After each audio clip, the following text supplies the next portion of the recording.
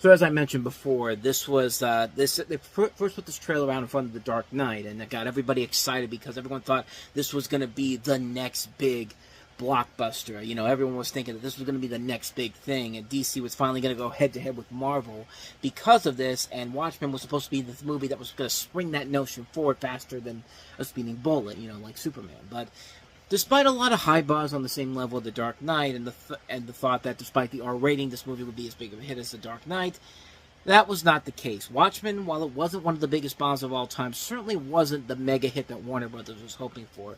And back then, critics were very mixed on the film itself. I mean, keep in mind, this was also a movie that was dealt with a very troubling production history that dates all the way back to when the book came out in the 80s. I mean, they were planning to make this movie in the 90s, and they couldn't get it done. And so, you had all these different problems behind the scenes that would take way too much time for me to go into. But we finally got the movie in 2009 after everything that this movie went through. And what about the movie itself? Does it hold up? Has it gotten any better? Has it gotten worse?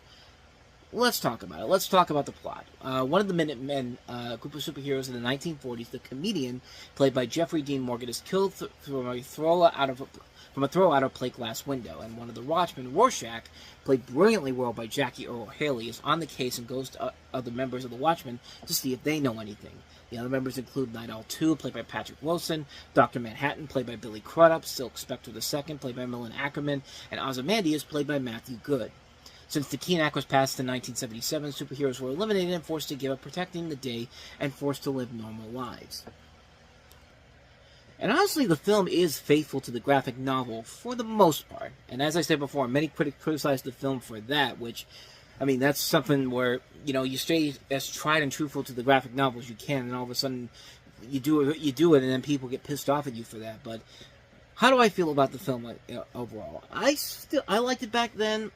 I still kind of enjoy it nowadays. I mean, Zack Snyder does what he does with 300 and creates this very strong visual effects spectacular with a lot of good script writing overall done by David Hayter and Alex Tazee.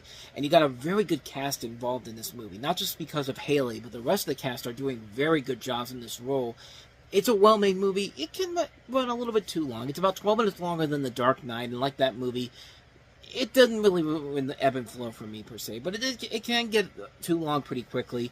One thing the movie kept reminding me of all things, was Back to the Future Part 2, which made me think that Watchmen set in the alternate 1985 that Marty McFly created after he left the sports almanac in the DeLorean in the hands, so it ends up in the hands of older Biff. For one thing, in both movies and in both alternate 1985s, Richard Nixon is still the president.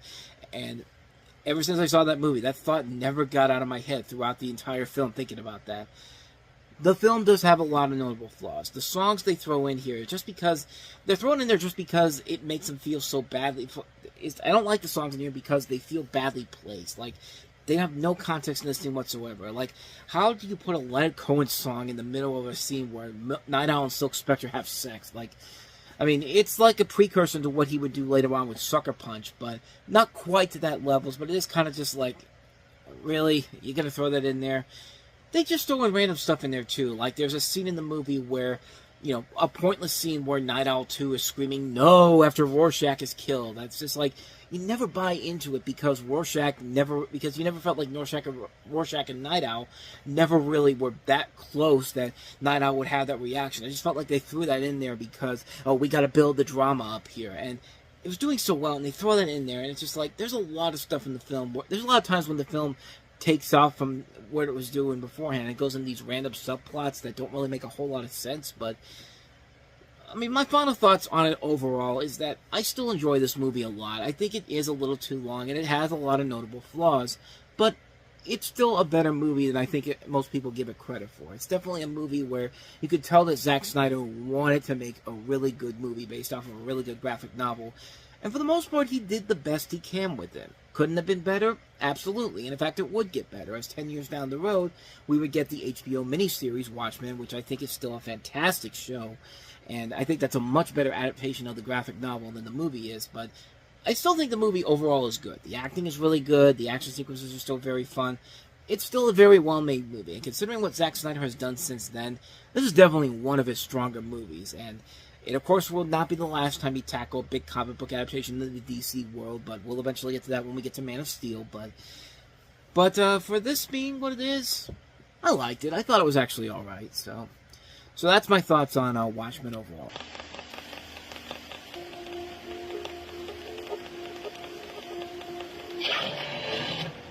"150 miles outside of Las Vegas. Object of unknown origin descending fast. There is a place where unexplained phenomena occur. Pause. It is known as Witch Mountain."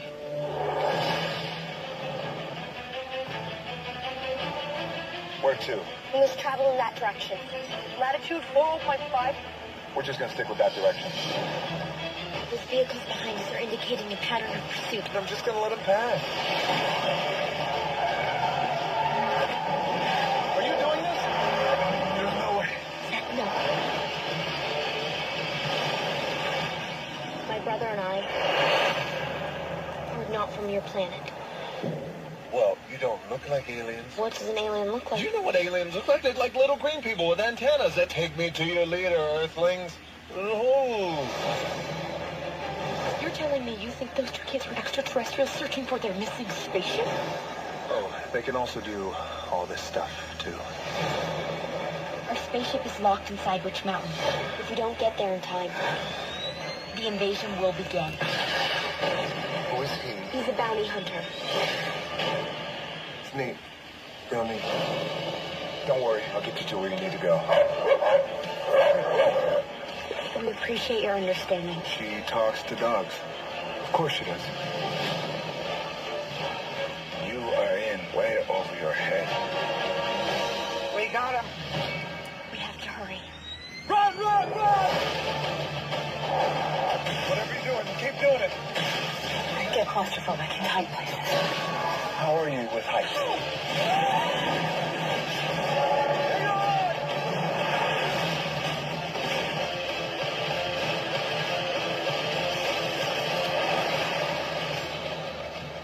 You do know how to fly this thing, right? How do you think we got here? Well, you crashed, remember?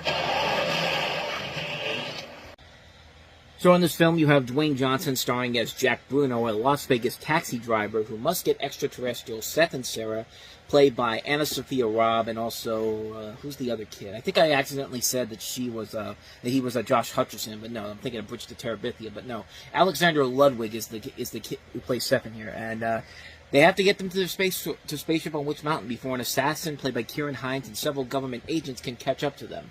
Carla Gugino is also along for the ride, and also you have Tom Everett Scott, Christopher Marquette, and Gary Marshall among the cast in here. This is the second time that Dwayne Johnson's teamed up with Andy Fickman, who directed him earlier in The Game Plan a couple years ago, which was a fun movie overall. And kind of like that, this is a pretty fun movie overall. It is not the smartest movie ever, but really, it doesn't need to be. It knows exactly what type of a movie it is. It's the perfect kind of a Saturday afternoon movie, like you watch on Freeform when there's nothing else on TV and there's no sports going on. You can turn it on and it's just like, yeah, this is a fun movie overall. And it is a very enjoyable film. I think Dwayne Johnson has a lot of charisma that shows in this. You know, he and Carla Gugino have some good chemistry in the scenes where they have to work together.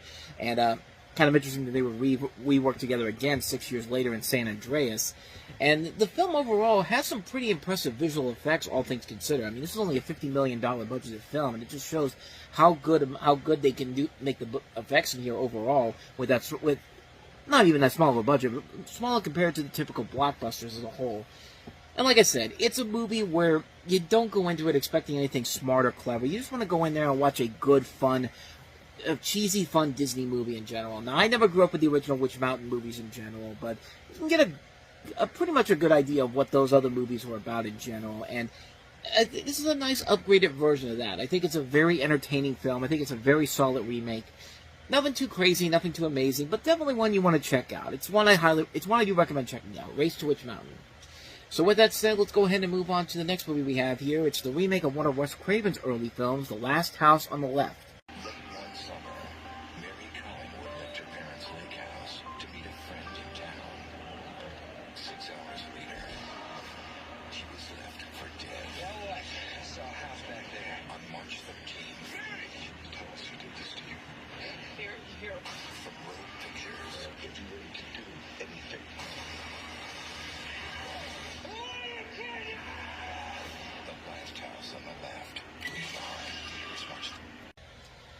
I guess one of the early mistakes that this movie made was in the marketing. Of course, the original movie is most notably known for the marketing campaign where they kept telling you, "Hey, if you have to avoid in order to avoid fading, just keep telling yourself it's only a movie. It's only a movie." And I mean, that's why the original one still holds up on a number of different levels. And I actually said that this was one of his early films. I believe this is actually the first film he ever made as a filmmaker. I think this was before The Hills Have Eyes, but I thought I could be wrong on that, but I'm pretty sure I'm right on that one. But this is a remake of that, and you have a movie that follows Mary Collingwood, played by Sarah Paxton, who is a teenager who's abducted, raped, and left for dead by a family of violent fugitives. When her parents learn what has been done to her, they seek vengeance against the family who have taken shelter at their summer home during a thunderstorm. And you have a cast that also includes Monica Potter, Tony Goldwyn, Garrett Dillahunt, Aaron Paul, who is just coming into his own with Jesse Pinkman on Breaking Bad, Ricky Lindholm, Martha McIsaac. So pretty solid cast overall in here. And for a movie like this to be a remake of a classic movie in general, I will say this. It's one of the better horror remakes, but at the same time, it's definitely not a very good movie. It's one of those ones where it tries to go for the Saw audience. Like, it's more gorier and more, it's more gorier, more explicit than the movies before, than the previous film was. But you can tell it was made in the Saw generation, the Saw hostile generation, where we only have to be excessive in gore, and that's what's going to be the real shock value here. Well, the first movie was not like that whatsoever. There was at least something we got besides the violent aspects of it. We got to know the characters. I mean, that's one of the reasons why the original Last House on the Left still holds up. And this one, it almost gets there, but it just feels like it's contractually obligated to not have an engaging story or likable characters that we want to follow. We got to follow the Saw hostile routine, and that just really kind of hurts the film in general. And just there's no real fun in watching this movie in general. I mean, it's just not an engaging movie. There's nothing that's thought-provoking about it. There's nothing that's so intense that you have to avoid fainting by just telling yourself it's only a movie. There's just nothing there that makes this movie worthwhile in the end. I mean, like I said, it's one of the better horror remakes, but even then, it's still not one I'd say you have to check it out. It's definitely an inferior film compared to the original movie, and it just didn't work for me. So yeah, skip on Last House on the Left. So with that said, let's go ahead and move on to our next movie. And, we all know Zach Krieger as the director of Barbarian. He also is behind stuff like Companion and Weapons. But I bet you can't figure out what his first movie actually was, more than likely because you probably have never even seen it before. Eugene, I love you. I think we're ready. I promise I'll have sex with you on prom night. Meet me upstairs in 5 minutes. Sure. All right, I'm gonna do it. Go for it, Eugene. Next time you see me, I will be a man. Wait, that's not the hallway. Wake up! Ah, what is going on? You fell down the stairs after prom and were in a coma for 4 years. How come just you're here? Where's Cindy? Right there. Oh my God. This is true love speaking, Eugene, and it's telling us to go to the Playboy Mansion. Think you could do it? I could try. Yes, that's the spirit. Ow! There's a ramp right there. No time for the ramp. Hey, take it easy. Hey! Wow! I need to give you a crash course in sophistication in the Playboy way. Smoking a pipe is the equivalent of wearing a fine tuxedo.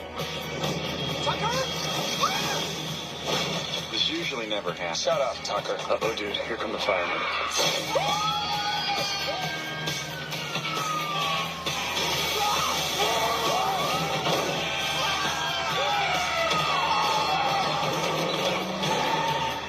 Stupid firemen. Can't turn their trucks around. Have you put any thought into this at all? We should totally get Scott and Beck to get us in. He's like the biggest star on the planet. We were wondering if you could get us into the Playboy Mansion. Most definitely. I'm saving myself for my girlfriend. Look at me. This is a party bus. There's only one rule. You got to party. You like this? Then you come and get it.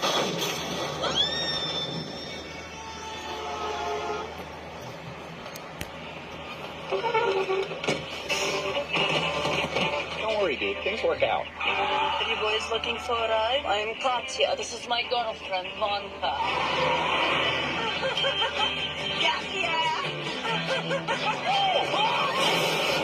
Oh, sweet God. How are we going to get in here? I think I have a plan.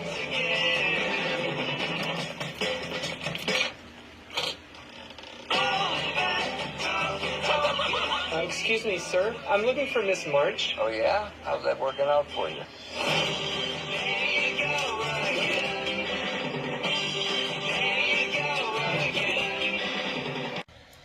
Well, on the one hand, Zach Cregger saying that, you know, he'll be a man after this whole experience coming out.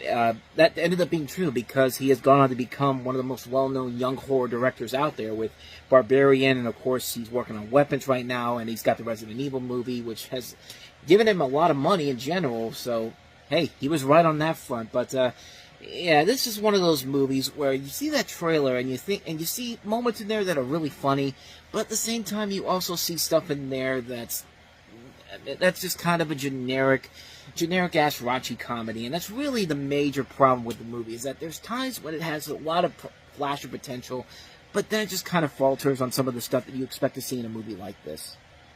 So, Zach Cregger plays a young man who awakens from a 4-year coma to hear that his once virginal high school sweetheart, played by Raquel Alessi, who played the young Roxanne in Ghost Rider, the 2007 movie, of course, has since become a centerfold in one of the world's most famous men's magazines, Playboy. He and his sex-crazed best friend, played by the late Trevor Moore, rest in peace, of course, decides to take a cross-country road trip in order to crash a party at the magazine's legendary mansion headquarters and win back the girl. And, yeah, as I said before, it's definitely a movie where that trailer kind of sums up the good stuff in here and the bad stuff as well, because there is a lot of good funny moments in this movie, like the stuff with the firemen. Like, they're not only are they psychotic firemen, but they're so psychotic that they can't even figure out how to turn their fire trucks fast enough. I mean, that scene there was funny. Like, I like the scene where, you know, Trevor Moore character is about to have sex with this woman on the bus, and, you know, they hit a bump and she goes flying out the window, and he's just stunned and just like, I don't know what the hell I'm supposed to do, and just slowly but surely backs out of the room. Like, that's funny stuff too, and there is stuff like that all throughout the movie. The problem with the movie is that the stuff that they show, there's also stuff in there that just doesn't work. Like the scene where,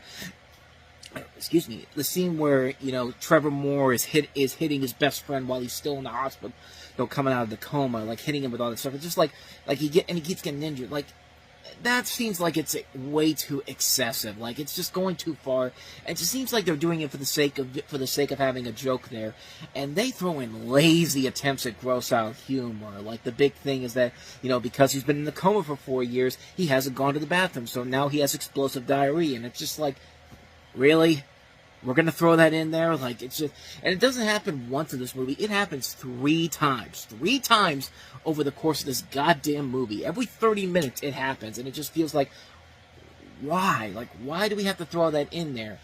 And it tries to titillate you with the boobs, with the hot ladies and all that. Like the scene in the trailer where you see the two guys getting picked up by the lesbian couple who continuously want to have sex with each other but need somebody to drive the car. Like, it's literally there for them to just show 2 hot women having sex, and, you know, having one of them use their tongue to open the lock at the mansion, which I'll admit, that's another really good moment in here.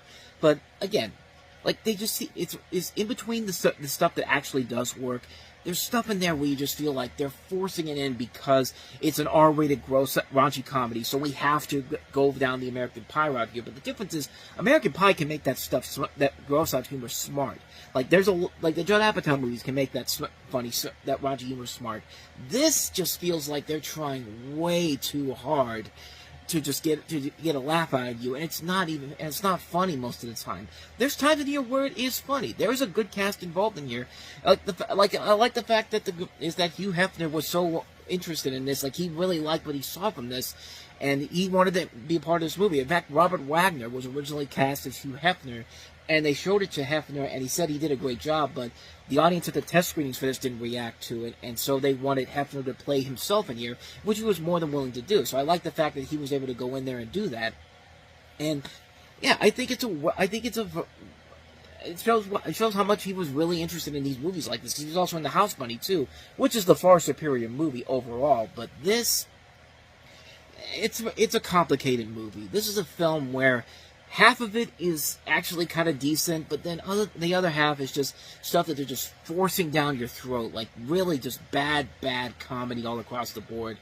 And it's just like, you know, there was a potential here for something really good, especially since The Whitest Kids You Know is a really funny comedy group. And the fact that these guys were involved in this movie, and although they weren't initially interested in it at first, they eventually decided to work on it in general. But, I mean, they've even gone back and said, like, before Zach Moore died, he basically said that, actually, again, their names mixed up, I keep getting their names mixed up. Trevor Moore. I think I've accidentally said their names wrong a couple times in this, and I apologize for that. But, you know, Zach Krager himself has said before that they thought they did the best they could with the idea, and although they thought some scenes worked, their film was the first attempt to make a movie, which I think it kind of plays part into it in general. So you can't really hit it out of the park the first time around. You can't be like, you know, Saturday Night Live with the Blues Brothers, or the Kids in the Hall with Brain Candy. Like, you really have to go into this knowing that this is probably not going to be your best work overall, and that your better days are ahead of you. Well, at least for Zach Krager, his better days are definitely ahead of him.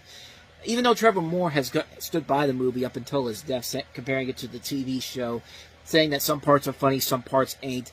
And the director still have a sense of humor about the poor reception, as they would read the poor reviews and sarcastically remark about the film's quality on live stream, which they at least know that, yeah, it's not going to be for everybody, but they still have fond memories of it, which I can't really argue with them on that front, even though I will say this, it's not the terrible movie that everyone thinks it is. Like I said, half the stuff in there is very funny, but then when they have to throw in the lazy, gross-out humor and just the lazy attempt to try to get boys in here to see the TNA moments, that's where I think it really kind of draws the line to not being a good movie overall. It's a mixed opinion for me, but more leaning towards my thumb going down on it, really. It's just kind of like, I didn't hate it, but I don't really like it either. I mean, it's one of those movies where I got suckered into it, and by the time I watched it, it was just kind of like, yeah, this isn't as good as I remember it was. But like I said, it's not the worst raunchy comedy I've ever seen, and at least they're trying on some parts. It's just the stuff where they throw in the lazy humor that really kind of does it for me. But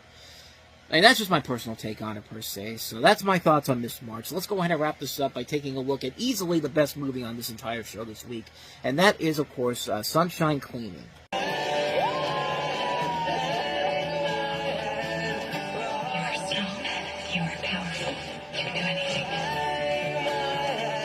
I don't need you to take care of me anymore.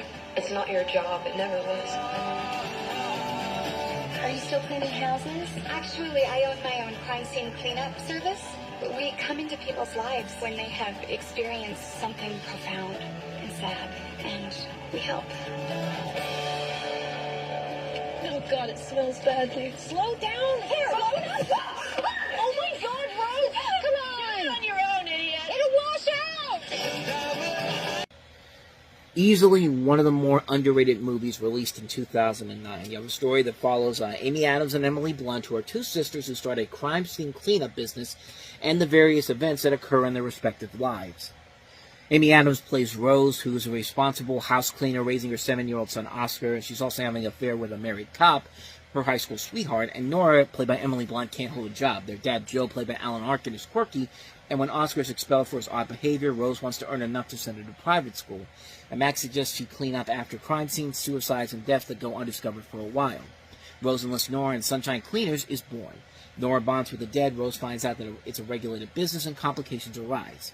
And it really does work mostly because of the great performances by Blunt and Adams. I mean, you can buy them as sisters. You can buy them helping out these people who have just gone through these horrible, horrible situations that they're cleaning up.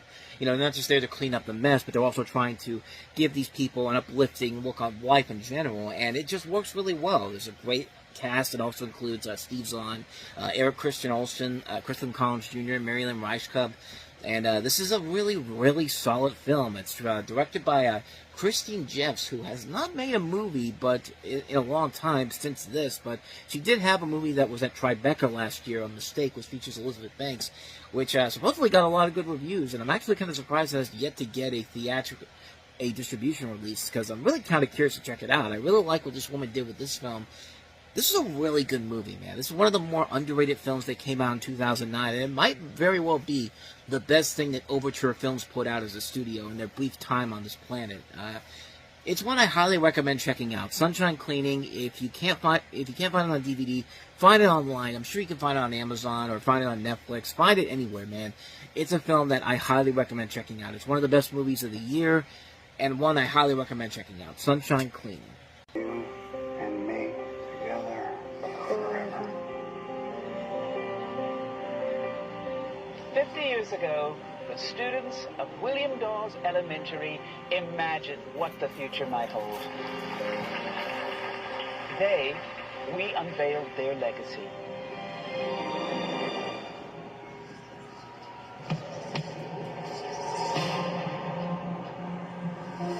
It's a list of dates. Every major global disaster for the last 50 years in perfect sequence. The next number on the chain predicts that tomorrow, 81 people are going to die in some kind of tragedy. Get off the train. Why? What's wrong? Just take the baby and get off the train.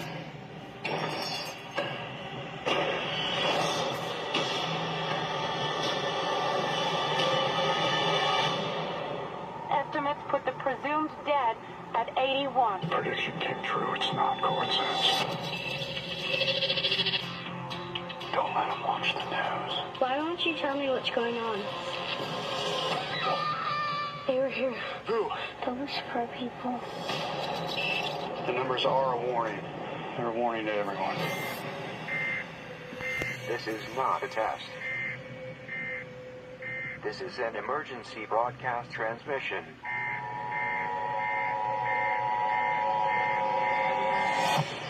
Are we gonna die? I will never let that happen, Caleb. Do you hear me? Never.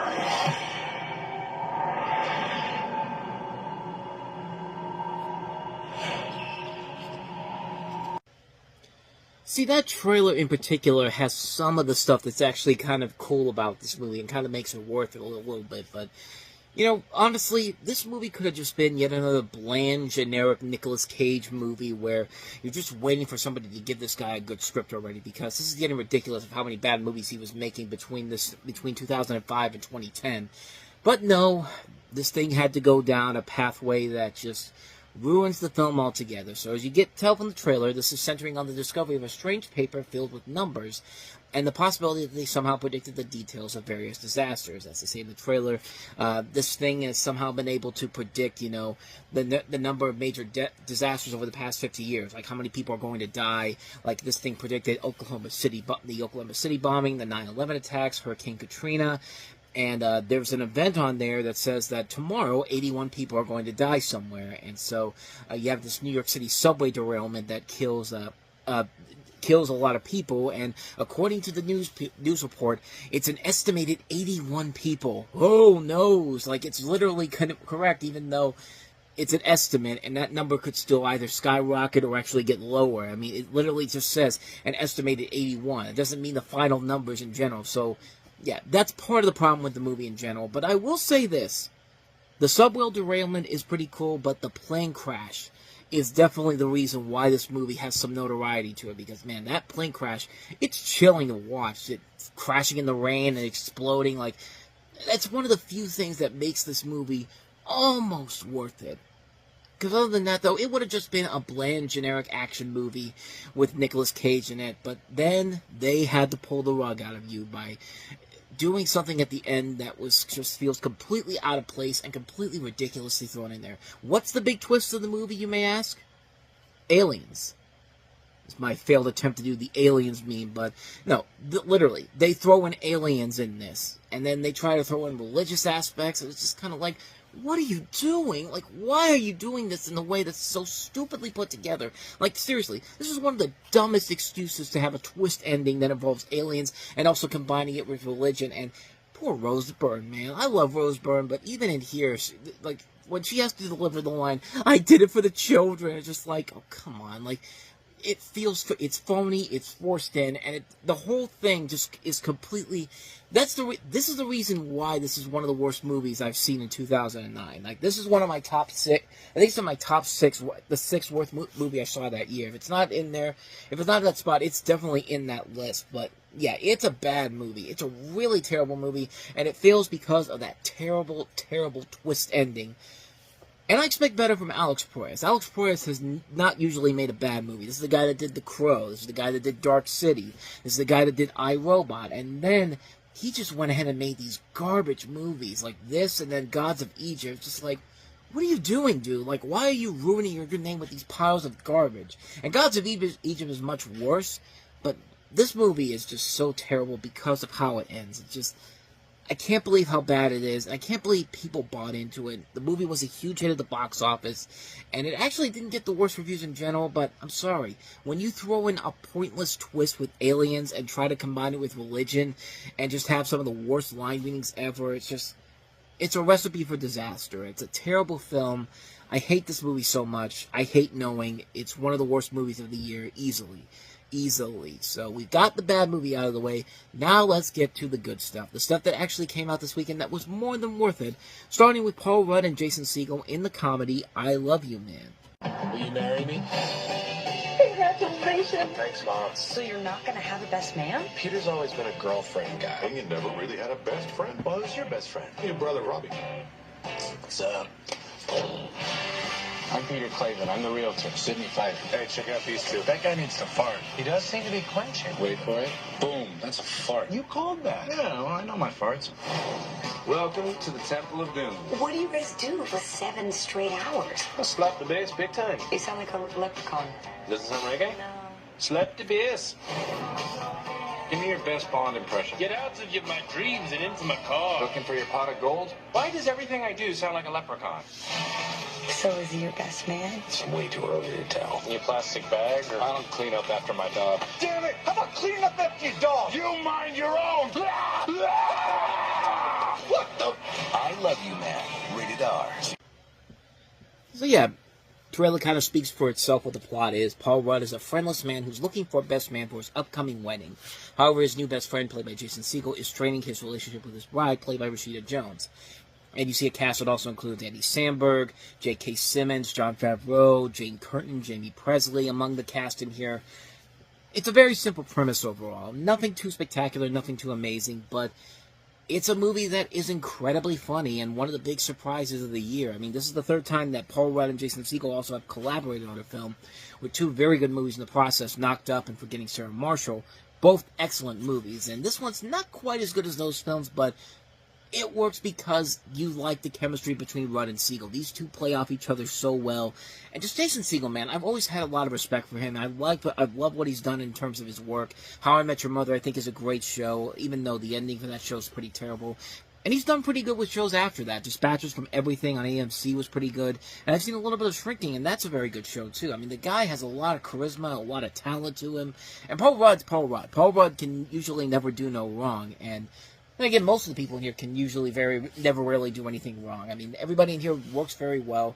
The writing is very good. The comedy is top-notch. And for John Hamburg, the director of this, to come off of Along Came Polly as his directorial debut and then do this, I mean, this is definitely a very good film of his. And I said that's his directorial debut, but no, it was Safe Men that was his directorial debut. But Along Came Polly was his first real big mainstream comedy hit. And then he followed it up with Why Him, which was not very good, and then Me Time, which was also kind of forgettable too, and he's also doing the 4th Meet the Parents movie. Why? I mean, the last one was not that great to begin with, but we're still a year away from talking about that one, but at least he has a really good one here. This is probably overall his best film as a filmmaker. I Love You, Man. I love this movie. I think it's a very funny film. I think it's a very enjoyable film. It works because everybody in here plays their parts very well. The comedy is great. The writing is top-notch. What more can I say, man? I love you, man. That's what I can say to this movie. I love you, man. So, with all that said, let's go ahead and move on to our last one we have here, and that is Tony Gilroy's follow-up to Michael Clayton, starring Clive Owen and Julia Roberts. That is Duplicity. Remember me? Excuse me? You charmed me, you seduced me, and you drugged me and ransacked my hotel room. Well, what did you have in mind in terms of vengeance? 2 rival spies. You're my contact? I'm seriously disappointed. But kind of turned on too, right? I'm finding out that it's hard to mix business with pleasure. You actually think I'm playing you? Oh, crazy, right? What was the objective? Rug burn? Julia Roberts, Clive Owen, Duplicity. PG-13, in theaters March 20th. And no, not to be confused with the recently released Tyler Perry movie on Netflix. No, this is a completely different movie. For one thing, this is actually way better than that pile of garbage is. I don't know, I haven't seen it before, but I've seen a lot of Tyler Perry's Netflix movies, and yeah, they ain't that great in particular. Even the ones that are actually watchable are mostly memorable for the memorable quotes, ashtray bitch, like that type of stuff. But anyway, we're not here to talk about Tyler Perry. I've already talked about him earlier in the month. But Duplicity, let's talk about this movie. The non-linear narrative follows two corporate spies played by Julia Roberts and Clive Owen, who have a romantic history and who collaborate to carry out a complicated con. Like I said, this was written and directed by Tony Gilroy, who came out swinging with his first directorial effort, Michael Clayton, which was a really good movie. This one's not quite as good as that one, but it's still a really enjoyable movie. It's a very interesting premise overall to have two spies from two different agencies working together and having a romantic relationship when you don't know if they're conning one another or not. And it works because Owen and Roberts have a lot of good chemistry together, and they're stacked with a really good supporting cast. It also includes Tom Wilkinson, Paul Giamatti, Carrie Preston, Tom McCarthy. A lot of really good people involved in the movie, and the movie does keep your intrigue all across the board here. What do I want to say? What else do I want to say here? It's a very interesting movie. It's a very interesting film where you have two different spies.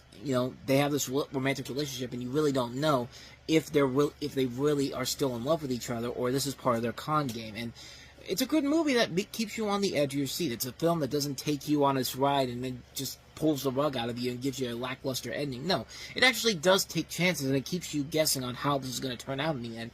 And when it happens, it actually does work in the film's favor. I think it's a very well-made film, a very good film from Gilroy as a whole, and, you can never go wrong with Julia Roberts and Clive Owen when they're in good stuff in general. So, this is definitely one you want to check out. Duplicity is one I highly recommend.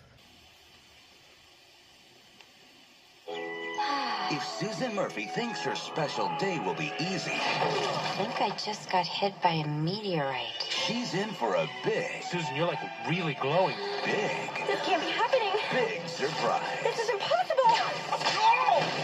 Here comes the bride. Hello? What's going on? The name is General W.R. Monger. Over the last 50 years, I have captured monsters. But I don't belong here. I'm not a monster. Whoa! Sorry. Say hello to Insectosaurus. Here we have the missing link. Finally, some action. Chop, chop, ninja, hop. Ow! This handsome fellow is Dr. Cockroach, Ph.D. We call this thing Bob. Hi there. She's speechless. She? It's a boy. Look at his boobies. We need to have a talk. From the creators of Shrek and Kung Fu Panda. Humans of Earth, I have come in peace. However, most of you will not survive the next 24 hours. The lags are out. Mr. President, what do we do? Boys, set the terror level at code brown, because I need to change my pants. Ooh. When aliens attack, We need raw power. We need monsters. these guys got your back. Oh, my back! Just kidding. I don't have a back. Welcome. We are here to destroy you. I can't fight that thing. I'm hyperventilating. Does anybody have a giant paper bag? I got him, you guys. I got him. On March 27th, Let the birth of my new planet begin. from DreamWorks Animation. Guys, we're a team. And we're going to take that alien down. Papa's a little out of shape. The most eye-popping event of the year. You'll never defeat me. What the flagnod? Is coming in 3D. Wow. Bob, help me! Sorry, I was just staring at this bird over there. DreamWorks Monsters vs. Aliens. Hi. You can call me Bob. Did I come on too strong? I'm a little rusty. Oh, I feel so stupid. I think that Jell-O gave me a fake phone number.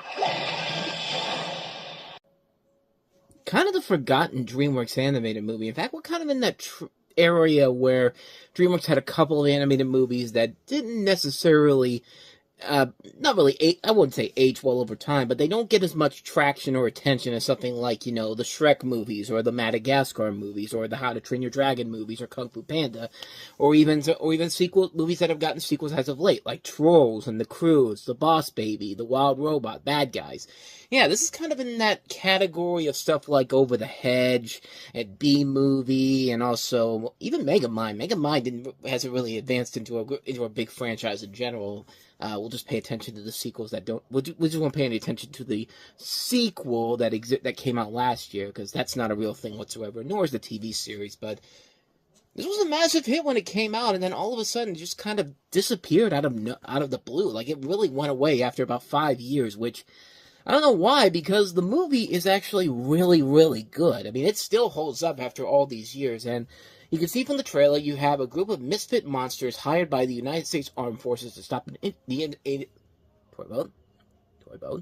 to stop the invasion of an extraterrestrial villain played by Rainn Wilson and save the world in exchange for freedom, with the monsters being played by Seth Rogen as Bob, Hugh Laurie as Dr. Herbert Cockroach, Will Arnett as the Missing Link, and then you have a big, gigantic alien creature called Insectosaurus, and then, of course, you have Susan, who grew 50 feet, who grew into a gigantic 50-foot woman played by Reese Witherspoon. I think it was something small. I think it was something else besides that, but that's what I remember from.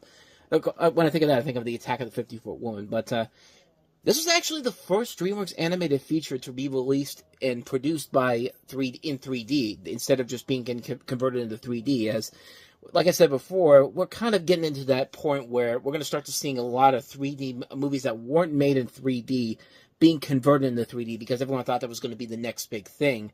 And this one was directly produced in 3D, so there was no post-conversion. This is a film that was made entirely in 3D, and yeah, it works very well for the film overall, and the film itself is really good. It's a very standard storyline where you have a group of misfits coming together, they have to work as a team to save the world, and eventually they become friends in the process. And everyone in here plays their parts very well here. Everybody in here is very good. The voice cast is top-notch. Rainn Wilson plays a great villain overall. Kiefer Sutherland is a really funny role in here. Stephen Colbert as the president is really funny. Remember the days when it was okay to laugh at the presidents for how stupid they were?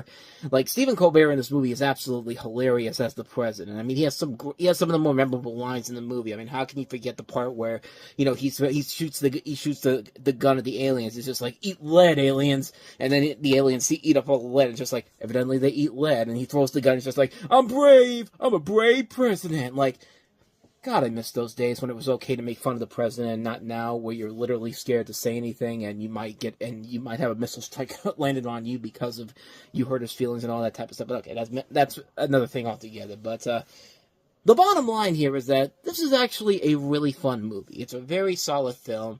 I actually am kind of surprised they never made a sequel out of this. I mean, I think they were going to make one, but because the film didn't perform overseas better overseas, that's why they didn't do it. That's at least what Jeffrey Katzenberg said at the time, which, I don't know. I mean, the Garfield movies were very successful overseas, and this wasn't a success here, but they still made those movies. So, what the hell, man? Like I really would. It would have been something interesting to see a new Monsters vs. Aliens movies nowadays, but I don't know. But hey, we at least got a good Halloween special out of it per se. So I guess there's that. But yeah, this is actually a pretty good movie, and one that still very much holds up, and has gotten better over time, really. It's a film that I think deserves a lot more attention, and like I said, the next movie DreamWorks would put out in terms of their animated movies would be one of the more memorable franchises they'd have, but that's for the next year to look at, and the next decade, because we're heading into the teens next time, but other than that, though, Monsters vs. Aliens, a good movie overall. I really enjoy it.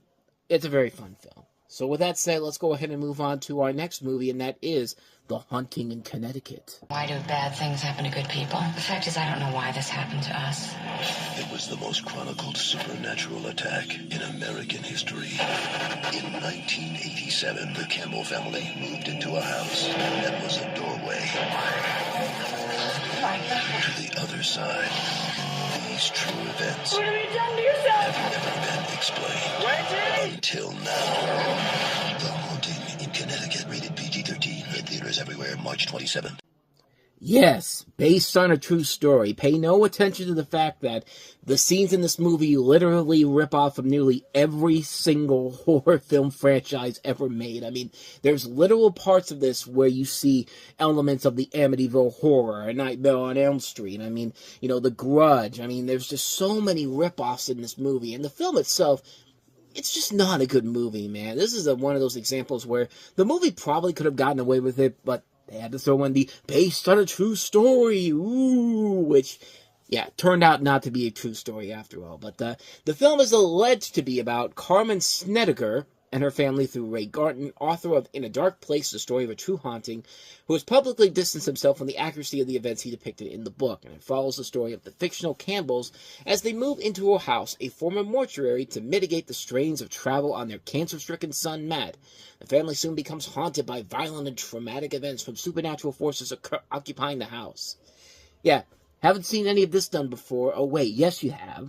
You've seen this done before in a number of different movies. And, like I said, they could have gotten away with it if they hadn't put that 5 simple words at the end there, based on a true story, because automatically, you have automatically lost the audience right there, because everyone knows none of this shit actually happened. As much as you want to try to admit yourself to that, no, none of this happened. And, of course, the people that were going to go see this movie went to go see it because teenagers have no brains, let's be honest with you. I mean, I've said it before, most of them are the equivalent of TikTok influencers who have no real sense of brains or skills and all. They just want to get clout for that 15 minutes of shame. But this really does feel like this movie is made for them. It's a movie where they go and see it opening weekend, they take a date to it, hoping they'll get some TNA, get laid, and then they'll never think about this movie again afterward. Like, they'll say that, oh, I remember how great this movie was. No, you remember how great it was when you got laid afterwards. I mean, that's pretty much why this movie exists. Yeah, at times the visuals can look pretty good, but at the same time, though, the fact that it had to pull the based on true events bullshit, yeah, it automatically lost the plot altogether. And it just is another generic-ass haunted house horror movie, which there have been so many other better ones, but this one doesn't even try to hide the fact that they're ripping off from nearly every other horror franchise out there. This is a terrible movie. Avoid this one like the plague. The Haunting in Connecticut. Yeah. So, with that said, let's go ahead and move on to our last movie, which is John Cena starring in his second film as he was still in the WWE, and maybe even stupider than the Marine was. This is 12 Rounds. No, you don't like playing the game Aidan Gillen. You just want the attention because you are a pathetic villain. I mean, this guy is a good actor. I've seen him on Game of Thrones. I mean, he was great in the Maze Runner, The Scorch Trials. This guy is a damn good actor, but man, this one, he is not even playing a good villain whatsoever. Like, he is a lame villain in a really lame action movie. And how the mighty have fallen with Rennie Harlan. I mean, you go from, A Nightmare on Elm Street, 4, I think it was he directed, then Die Hard 2, then Cliffhanger, then The Last Boy Scout, and this is what you've been reduced to since The Long Kiss Goodnight is what I should say, but, actually, he did do The Last Boy Scout, if I'm not mistaken. I'm pretty sure he did The Last Boy Scout. See, folks, this is why you do your research before you get on the air. Last Boy Scout was directed by Tony Scott. I meant The Long Kiss Goodnight. In fact, I might have said The Long Kiss Goodnight, but I got completely confused by Last Boy Scout. But the bottom line here is that this movie is not that good, and Rennie Harlan has fallen on some very, very hard times. John Cena plays uniformed New Orleans police detective officer Danny Fisher, who earns his promotion to detective to his near rather lucky, albeit brave arrest of ruthless terrorist arms dealer Miles Jackson, played by Aidan Gillen, whose girlfriend Erica Kessin got accidentally killed during the dirty FBI operation. Exactly a year later, Miles has escaped and blown up Danny's house as a foretaste of a Herculean race to accomplish 12 nearly impossible tasks against the clock. Otherwise, his kidnapped girlfriend Molly, played by Ashley Scott, will be killed. Yet at the end, another master plan is suspected, because of course it is. It wouldn't be this type of a movie if the villain was trying so hard to get as much attention as he can. And boy, this movie is fucking awful. I think that the bottom line of everything I've been trying to build up to this is that this movie is fucking awful. This is a terrible, terrible movie. And it's not because of John Cena. It's not because of him. It even isn't because of Aidan Gillen. They're just playing really lame stock characters. I've seen these people act in better movies. I've seen Ashley Scott act in better movies. Nobody is given anything interesting or intriguing to do whatsoever. The script is an abomination. This thing is an abysmal mess of a movie. The action sequences are so poorly put together. I mean, this is really lazy stuff here, and it's just like, what are you even doing with this movie? Nobody in this movie is intimidating. Nobody in this movie is threatening. This is a mess of a movie. A sloppy, sloppy mess that's mostly because of a bad script, a director who has clearly lost his way, no matter how many movies I get completely wrong with it that he was involved in. But this is just an abysmal film. This is the type of movie that you expect from WWE Studios. This is the studio, of course, behind such notable, memorable classics. Remember See No Evil? Remember The Marine? Remember The Condemned? You know, all these movies that came out and were supposed to be big blockbusters, and they're just movies that are pretty much on the same level of a Steven Seagal or Wesley Snipes directed DVD movie, but because they are a rising action star like a John Cena or Kane or Stone Cold Steve Austin, clearly they're more than willing to go to the big screen for it with it, and no. It just isn't. I think you get the point here. 12 Rounds is a bad movie, and let's be honest, once you watch the movie, you're going to want to put 12 rounds in your goddamn head because you just wasted 109 minutes of your life that you are never going to get back from this. Not the actor's fault that this is bad, just everything else. The bad direction, the bad action, the bad script. 12 Rounds, just avoid it, man. Avoid it like the plague.